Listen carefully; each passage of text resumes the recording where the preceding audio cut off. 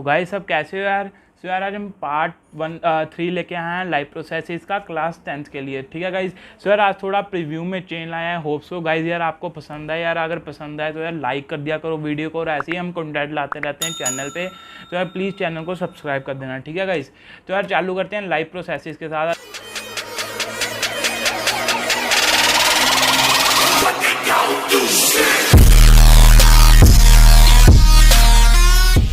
Guys आज हम mainly पढ़ेंगे रेस्पिरेशन और ब्रीदिंग के बारे में, कैसे कैसे टेक प्लेस करती है, क्या क्या प्रोसेसेस होते हैं। तो यार गाइस ये रेस्पिरेशन होती क्या, the process by which a living being utilise the food to get energy is called respiration. जिस प्रोसेस के साथ क्या है वो फूड को यूटिलाइज करता है, फूड को डाइजेस्ट करता है, जो क्या एनर्जी उसको चाहिए होती है, उसको हम रेस्पिरेशन के नाम से जानते हैं। Respiration is an oxidisation reaction in which carbohydrate is oxidise to produce energy. Respiration क्या है, एक ऑक्सीडाइजेशन प्रोसेस है जिसमें क्या हम कार्बोहाइड्रेट्स को ऑक्सीडाइज करते हैं ताकि वो क्या है एनर्जी प्रोड्यूस कर सकते हैं। माइटोकॉन्ड्रिया ही ऐसा एक साइट है गाइस जहाँ पे रेस्पिरेशन होती है। एक नंबर में पूछ लिया जाता है ये कौन सी साइट है रेस्पिरेशन की, तो माइटोकॉन्ड्रिया ही इसकी क्या साइट है। And the energy release is stored in form of ATP. ATP form में क्या है जो एनर्जी रिलीज होती है उसको हम स्टोर करते हैं। ATP stored in mitochondria and is release as per a need. जैसे जैसे नीड होती है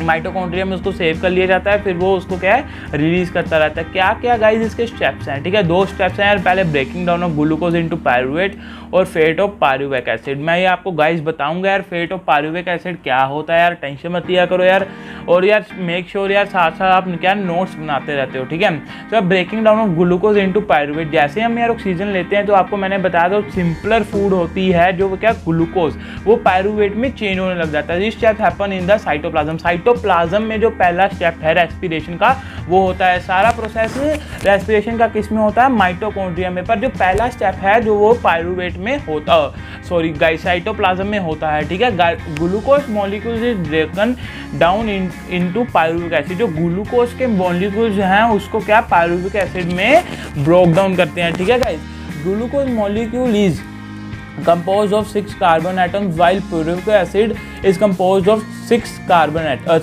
atoms। ठीक है, जो ग्लूकोज है उसमें 6 कार्बन के एटम्स होते हैं, पर जो यार पायरुविक एसिड होता है उसमें क्या है सिर्फ 3 कार्बन के एटम्स होते हैं। ठीक है, fate of pyruvic acid for the breaking down of pyruvic acid takes place in mitochondria and the molecules form depend on the type of respiration in particular organisms. Guys आप कहोगे यार तूने तो बताया था कि यार तूने माइटोकॉन्ड्रिया में होती है, पर गाइज सही में यार माइटोकॉन्ड्रिया में होती है। जो यार साइटोप्लाज्म होता है उसमें क्या पहला स्टेप ही होता है, जो दूसरा स्टेप है वो क्या गाइज माइटोकॉन्ड्रिया में ही होता है। ठीक है, respiration is of 2 types viz aerobic respiration and anaerobic respiration. 2 तरह की रेस्पिरेशन होती है गाइज हमारी, एरोबिक एंड एनारोबिक। ठीक है सर, उसमें क्या होता है रेस्पिरेशन में इन्वॉल्व्स क्या होती है, गैसियस एक्सचेंज होती है। पहली में एक तो यार intake of oxygen from the atmosphere and release of CO2। ठीक है, जिसको हम ब्रीदिंग कहते हैं। गाइज एक बात याद रख लेना है, रेस्पिरेशन और ब्रीदिंग दोनों क्या है बिल्कुल ही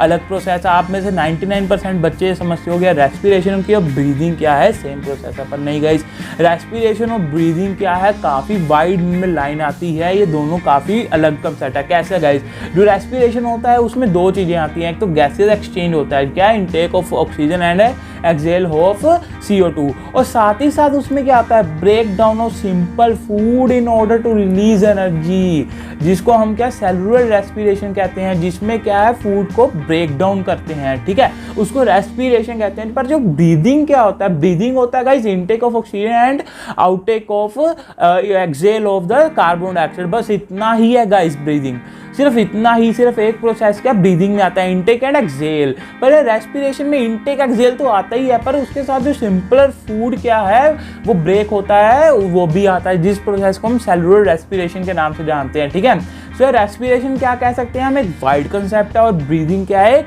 नैरो कंसेप्ट है। ठीक है, सो यार इसी के साथ अगली स्लाइड पे चलते हैं। अब एरोबिक रेस्पिरेशन क्या होता है, this type of respiration happens in presence of oxygen. ये तो यार सभी को पता होगा यार कि ऑक्सीजन की प्रेजेंस में ही ये क्या होती है। Pyruvic acid is converted into carbon dioxide. Carbon dioxide में क्या है पायरुविक एसिड क्या है कन्वर्ट होता है। Energy is released and water molecule is also formed at the end of this process. जो यार एरोबिक रेस्पिरेशन होता है इसके एंड प्रोडक्ट्स क्या होते हैं, एक तो क्या है एनर्जी रिलीज होती है, दूसरा क्या है वाटर मॉलिक्यूल्स फॉर्म होते हैं, ठीक है। और जो एनारोबिक रेस्पिरेशन जो क्या एब्सेंस ऑफ ऑक्सीजन में होती है। गाइज एक बात याद रखना है, absence and the lack of oxygen में काफ़ी फर्क है। एब्सेंस क्या है ऑक्सीजन का, बिल्कुल ही नहीं है ऑक्सीजन, पर लैक ऑफ ऑक्सीजन क्या है, क्या है पर थोड़ी सी कमी है ऑक्सीजन की। जो लैक ऑफ ऑक्सीजन वाली होती है ये हमें होती है, ठीक है, ये वाली रेस्पिरेशन हमें होती है। जब कब होती है गाइज, जो हम भाग रहे होते हैं, जब लॉन्ग रेसेस कर रहे होते हैं, ठीक है। तो यार क्या होता है जब हम सांस हमारी फूल जाती है, ठीक है सर, उसमें क्या होता है जो हमारे पास लैक ऑफ ऑक्सीजन होती है जिसमें हम जोर जोर से सांस देते हैं, जिसमें क्या है लैक्टिक एसिड जो है लैक्टिक एसिड फॉर्म होता है। पर ठीक है जो एब्सेंस ऑफ ऑक्सीजन वाली है ये हमें बिल्कुल नहीं होती गाइस, बिना आप कभी ऑक्सीजन के सांस तो किसी ने लिया ही नहीं है, ठीक है। तो यार एब्सेंस ऑफ ऑक्सीजन वाली सिर्फ सिंगल सेलुलर में होती है, ठीक है। आगे बढ़ते हैं। पायरुविक एसिड इज इधर कन्वर्टेड इनटू एथाइल अल्कोहल और लैक्टिक एसिड, ठीक है। अब यार क्या होता है, एथाइल अल्कोहल तब बनता है जब क्या एब्सेंस ऑफ ऑक्सीजन होती है, और लैक्टिक एसिड तब बनता है जब क्या लैक ऑफ ऑक्सीजन होती है, ठीक है। गाइस आपको समझ आ गया होगा कि यार दोनों में क्या फ़र्क है, कि लैक ऑफ ऑक्सीजन में और एब्सेंस ऑफ ऑक्सीजन में। कुछ ना समझ आया प्लीज कमेंट बॉक्स में बता देना है, मैं सारे डाउट्स क्लियर कर दूंगा, ठीक है। So ethyl alcohol is usually formed in case of anaerobic respiration in microbes। जो ethyl alcohol होता है वही मैं आपको बता के चुका है। ethyl alcohol सिर्फ क्या है सिंगल सेलुलर में होता है, ठीक है, जब यार एब्सेंस ऑफ ऑक्सीजन होती है, ठीक है, लाइक ईस्ट और bacteria. Lactic acid is formed in some microbe, जैसे कि हम, as well as in the muscle cell, जो हमारी मसल्स, जो लेग की मसल्स में जो हमारे क्या स्ट्रेन पड़ जाते हैं, जिसको हम खलियों के नाम से जाते हैं, उसको लैक्टिक एसिड कहते हैं, ठीक है। सिर्फ क्या क्या होती है, एक तो ग्लूकोज क्या पायरुवेट में और एनर्जी में रिलीज होता है एरोबिक में, ठीक है। और एनारोबिक पायरुवेट क्या होता है, थाइल अल्कोहल, कार्बन डाइऑक्साइड और एनर्जी में रिलीज होता है। या जब लैक ऑफ ऑक्सीजन होती है, जब पायरुवेट किस में होता है, लैक्टिक एसिड प्लस एनर्जी में। और जो है माइटोकॉन्ड्रिया के अंदर होती है, उसको उसमें क्या परफॉर्म होता है, carbon dioxide, water plus energy, ये तीन होते हैं। जब हम ऑक्सीजन लेते हैं तो यार माइटोकॉन्ड्रिया क्या उसको कन्वर्ट करता है, जो कार्बन डाइऑक्साइड होती है उसको हम बाहर निकाल लेते हैं और वाटर और एनर्जी हम कंज्यूम कर लेते हैं, ठीक है। यार ये सारी इक्वेशंस हैं, इसको याद रख लेना यार, बहुत इंपॉर्टेंट है, ठीक है। तो यार इसी के साथ अगली स्लाइड पे चलते हैं, ठीक है। और यार ये वाला जो डायग्राम है ना गाइज, ये वाला काफ़ी इंपॉर्टेंट है। जब भी आपको कहा जाए यार कि रेस्पिरेशन का सारा हमें प्रोसेस बताओ, तब यार ये डायग्राम आपने जरूर बना के आना है। इसके 2-3 मार्क्स तो पक्का मिलते होते हैं। क्या है गाइज, जो हमने पढ़ा है वही सब है, कुछ नया नहीं है, घबराओ मत। ये देखो जो यार ग्लूकोज था वो क्या साइटोप्लाज्म में जो पहला स्टेप था, ये देखो ये देखो ये जो पहला स्टेप था साइटोप्लाज्म में जो होता है, ठीक है, वही यहाँ पे जो ग्लूकोज है साइटोप्लाज्म में पायरुवेट प्लस एनर्जी में कंफर्म होता है, ठीक है। अब इसके आगे तीन प्रकार की क्या है, आगे इसमें कन्वर्जन होती है। एक तो जब एब्सेंस ऑफ ऑक्सीजन, जब होता नहीं है ऑक्सीजन, लैक ऑफ ऑक्सीजन, जब क्या कमी होती है इन प्रेजेंस ऑफ ऑक्सीजन। 3 तरह की आगे इसके बाद रेस्पिरेशन हो सकती है। एब्सेंस ऑफ ऑक्सीजन में कैसे होगा, ethanol, carbon dioxide plus energy, ठीक है। सर कार्बन डाइऑक्साइड इन दोनों में तो बननी ही बननी है, इन दोनों में तो बननी ही बननी है कार्बन डाइऑक्साइड। सिर्फ जब लैक ऑफ ऑक्सीजन होती है तब नहीं बनती कार्बन डाइऑक्साइड गैस, बाकी दोनों में तो बननी ही बननी है, ठीक है। सर इसमें हमने पढ़ा है इथेनॉल, कार्बन डाइऑक्साइड, एनर्जी बनेगी। जो लैक ऑफ ऑक्सीजन होती है, जो हमारे मसल सेल्स में होती है, उसको क्या लैक्टिक एसिड और एनर्जी परफॉर्म होती है, ठीक है।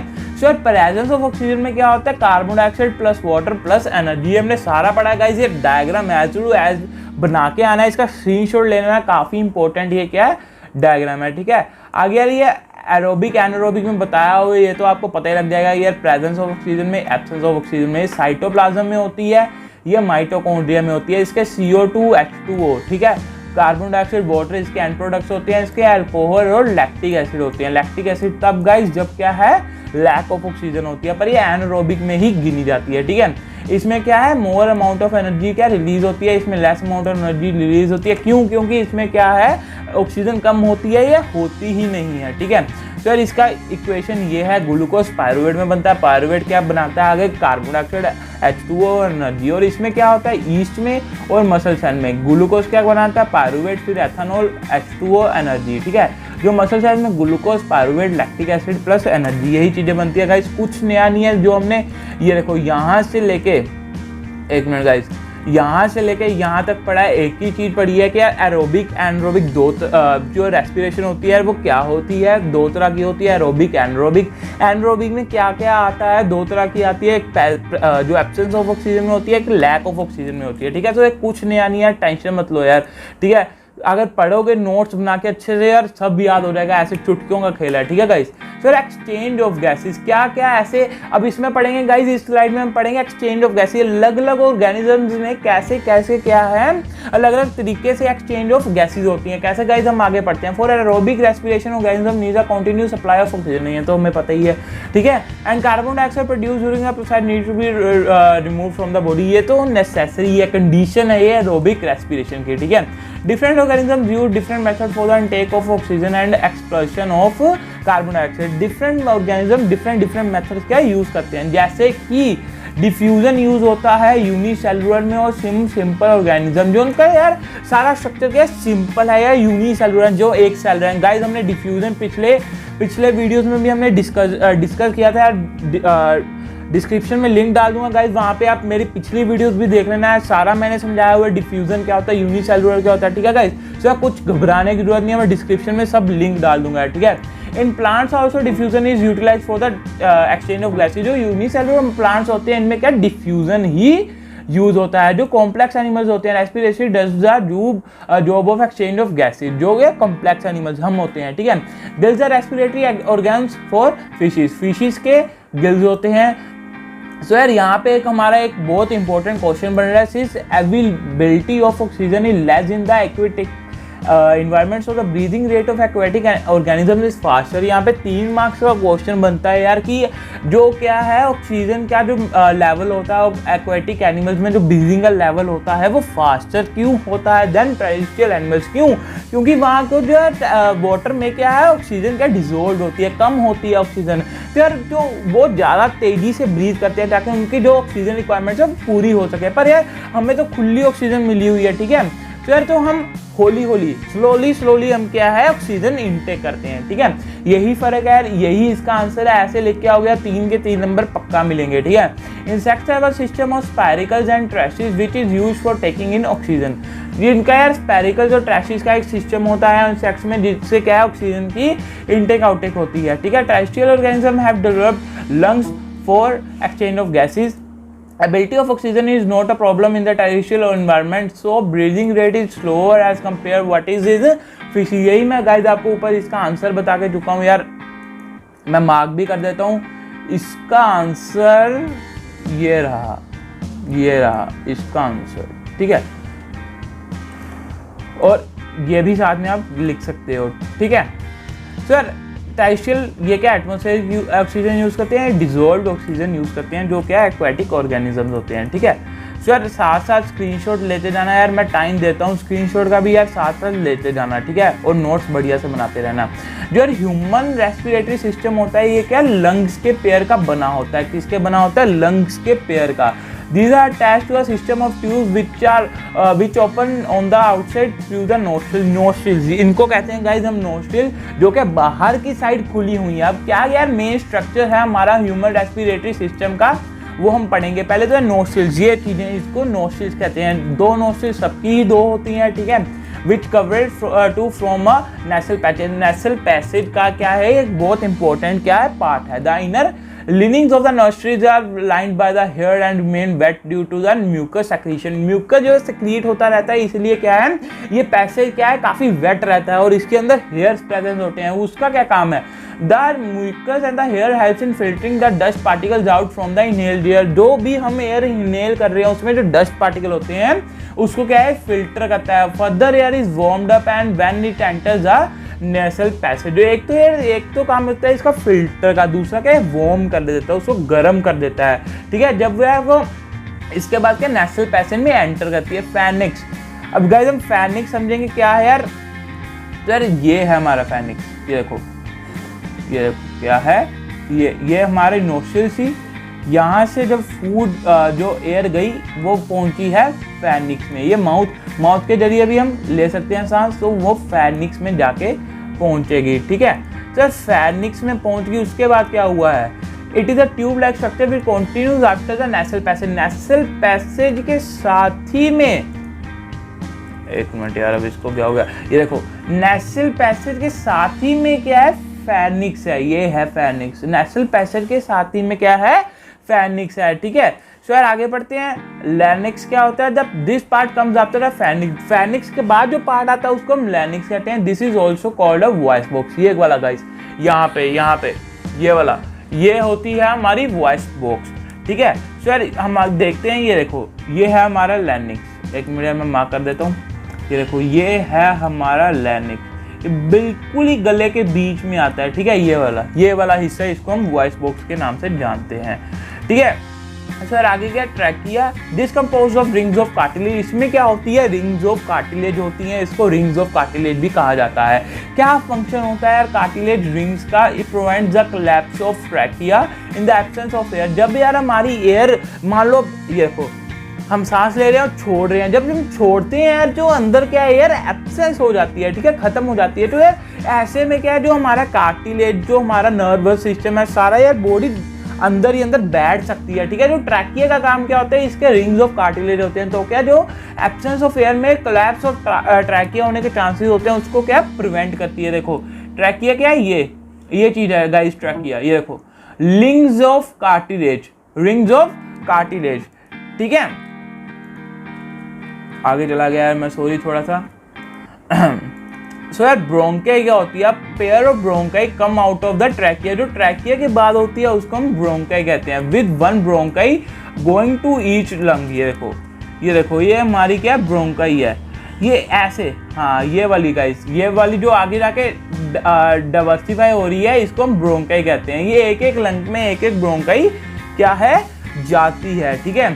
सो ब्रोंकाइल्स क्या होती है, ब्रोंका डिवाइडेड इनटू ब्रांचेस एंड सब ब्रांचेस इनसाइड द लंग। जो है ब्रोंकाई होती है वो आगे जाके ब्रोंकाइल्स में बदल जाती है। जो है जैसे पेड़ हमने तना देखा उसका ब्रांचेस होती है, फिर सब ब्रांचेस होती है, वैसे ये ब्रोंकाई का क्या है, काम होता है, ठीक है। ये देखो यार, ये देखो ये आगे जाके क्या है, ये देखो ध्यान से देखोगे यार तो यहाँ पे हमें पता लग रहा है जो ब्रोंकाई है वो आगे जाके क्या है, ब्रोंकाइल्स में बदल रही है, ठीक है।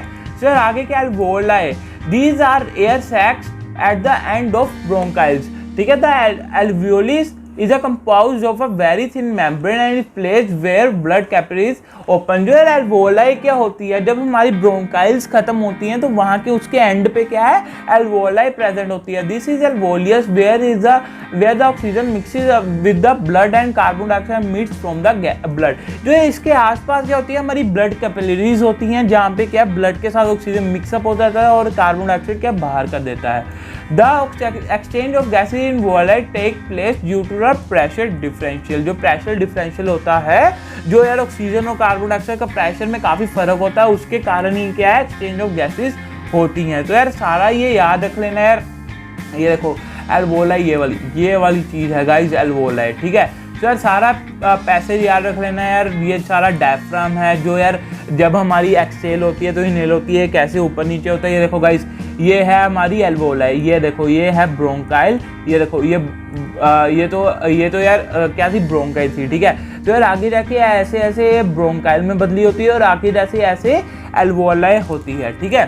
सर क्या मैकेनिज्म होता है, breathing mechanism. The breathing mechanism of lungs is controlled by the diaphragm and the intercostals muscles. जो यार ब्रीदिंग का मैकेनिज्म है, जो यार इनहेल एक्सहेल कर रहे हैं, वो क्या डायफ्राम क्या है, रेगुलेट करता है, कंट्रोल करता है। The diaphragm is a membrane which डिफरेंट्स that thoracic chamber from the abnormal cavity. यार जो डायफ्राम होता है इसका दूसरा काम क्या है यार, जो हमारे लंग्स होते हैं, यहाँ पे डायफ्राम है, ठीक है। सो जो हमारे लंग्स होते हैं, जो हमारे डाइजेस्टिव सिस्टम होता है, इन दोनों के बीच में क्या है, डिफरेंस क्रिएट करता है, ठीक है। When the diaphragm moves down the lungs expand and the air is inhaled. जब यार हम इनहेल करते हैं तो यार आप देखोगे यार हमारी छाती फूल जाती है, तो यार क्या होता है, डायफ्राम नीचे को हो जाता है और क्या लंग्स एक्सपैंड हो जाते हैं ताकि ज़्यादा से ज़्यादा एयर क्या इनहेल हो सके। When the diaphragm moves up the lungs contract and air are exhale. जब यार हम सांस छोड़ते हैं तो यार छाती अंदर को हो जाती है, क्यों, क्योंकि डायफ्राम क्या ऊपर को हो जाता है और जो उसके अंदर एयर होती है वो क्या बाहर निकल जाती है, ठीक है। सो यार ब्रीदिंग मैकेनिज्म की ये देखो सारी डायग्राम मैंने शो की है। एयर मूव्स आउट, जैसे मूव आउट हो रही है, ये देखो पहले एयर मूव इन, ठीक है, डायफ्राम अंदर हो रहा है तो क्या रिब्स का साइड क्या है, एक्सपैंड हो रहा है। पर जैसे जैसे एयर मूव आउट हो रही है, ठीक है, तो डायफ्राम क्या है, ऊपर की साइड हो रहा है, और रिब्स का साइड क्या है, स्मॉल हो रहा है। क्या हो रहा है गाइस, स्मॉल हो रहा है, ठीक है। So mechanism of breathing, inhalation, exhalation, thoracic cavity contract, जो ये इसको कहते हैं थोरैटिक कैविटी, ठीक है। ये क्या है, कॉन्ट्रैक्ट होती है, इसमें क्या एक्सपैंड होती है। रिब्स क्या है, लिफ्ट अपवर्ड हो जाते हैं, ये डाउनवर्ड हो जाते हैं, ठीक है। Diaphragm become flat in shape, ये फ्लैट शेप में हो जाता है, ठीक है। तो यार ये देखो जब ये नीचे आएगा तो यार ऐसे फ्लैट हो जाएगा, ठीक है। तो डोम शेप में हो जाता है, ये देखो डोम शेप में, ठीक है। The volume of air increases and air enters the lungs, जो यार वॉल्यूम क्या है, लंग की इंक्रीज हो जाती है और एंटर हो जाती है, और इसमें ही ये अलग होता है, ठीक है। तो यार आप इसका स्क्रीनशॉट ले लेना है, ठीक है। सो यार थैंक यू यार, इसी के साथ हमारी क्या आज की वीडियो खत्म होती है यार। होप सो आपको बढ़िया लगे यार, आज हमने रेस्पिरेशन पार्ट पूरा कर दिया है। अगले में मैं आपको हार्ट वाला और एक्सक्रीशन करके फिर हम इसका एक बड़ा सा टेस्ट लेंगे बढ़िया सा, ताकि हमें पता लग जाए यार हमने कितनी इसकी प्रैक्टिस किया। और ऐसे ही हमारे चैनल के साथ जुड़े रहो यार, मैं रोज रोज आपके लिए नई नई वीडियो ला रहा हूँ, काफ़ी मेहनत लग रही है यार। प्लीज़ यार थोड़ा सा मोटिवेट कर दिया करो यार, वीडियो को लाइक सब्सक्राइब जरूर कर दिया करो और शेयर कर दिया करो यार। Thank you guys. इसी के साथ क्या हमारी वीडियो क्या है खत्म होती है, ठीक है। सो यार ऐसी